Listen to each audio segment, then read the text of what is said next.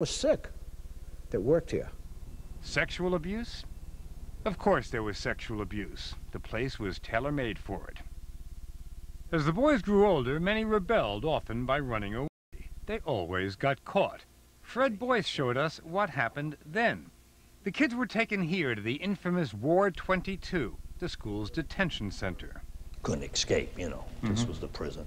Fred was locked up in solitary confinement here. And they had a little mattress on the floor there. As a further humiliation, kids were stripped naked. Back then, the windows had bars. You're just this child.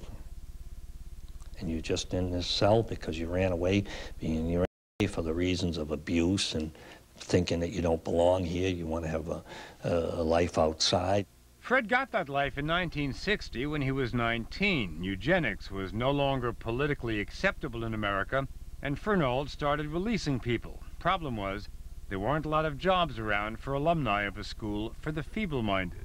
Come on over, I'll show it to you.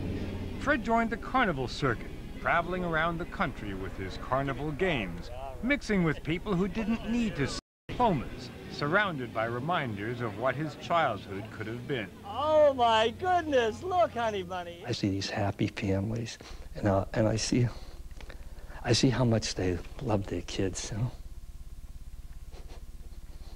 And I can never have that. Is it possible for you even to imagine what Fred Boyce's life, Joe Almeida's life would have been like if they hadn't been sent to Fernald? Boy, the one thing that I can is that their lives might have had a lot more love in them. I've had men tell me, I never saw a man and a woman who loved each other growing up. I never saw family life, and it's been impossible for me to find it as an adult. That's the part that gets me most upset, is they were denied the human relationships that sustain all of us. Joe Almeida got out of Fernald the same year as Fred, but when he hit his 40s, found himself drawn back to the place. It was, in fact, the only home he'd ever really known. Fernald had changed. Only the seriously handicapped were living there now.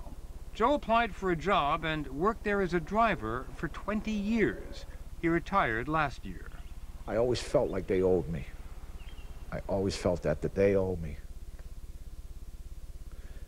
Because they took the most important thing in my life away. They took away my childhood, my education. The two things that you need to make it in life, they took from me. And that's not all. More than 30 years after Fred and Joe were released, they found out that the school had allowed them to be used as human guinea pigs. The nation was shocked to learn that the federal government sponsored radiation experiments on human subjects without their consent. In Senate hearings in 1994, it came out that scientists from MIT had been giving radioactive oatmeal to the boys, men now, in a nutrition study for Quaker oats. We were never told anything. All they knew is that they'd been asked to join a science club. One of those who attended the hearing was Joe Almeida, a member of the club. He says the boys were recruited with special treats. We were getting special treatment, extra dessert. We got to eat away from the other boys. We were getting extra oatmeal, getting extra milk. They forgot to mention the milk was radioactive. David Whiteleaf, an attorney who worked on the state task force investigating the science club, says he was outraged that the children were exploited with their knowledge. It's my contention, and it was my contention on the task force, that these experiments, because of the lack of informed consent, violated the Nuremberg Code, established just 10 years earlier. The Nuremberg Code. Dr. Mengele and company. Right. The lesson of Nazi Germany was, we don't do experiments on people without informed consent. Fred, also in the science club, got a group of the other members together and they sued. Each received about $60,000 in compensation from MIT, Quaker Oats, and the government.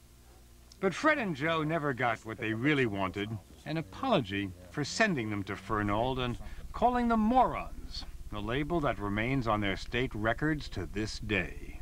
You are 63 years old. 63, yeah.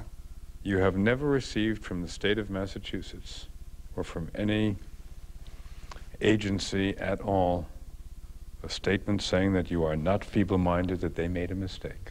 Absolutely not. stays with you.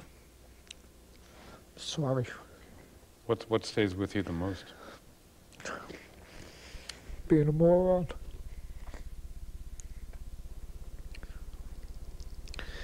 Never getting to know what I could have been. Today's Fred Boyces and Joe Almeidas are placed in foster homes and attend public schools. The dark era of institutionalization ended in the 1970s at Fernald. Since then, it's become a home for mentally and physically handicapped adults. It's about to be closed down forever.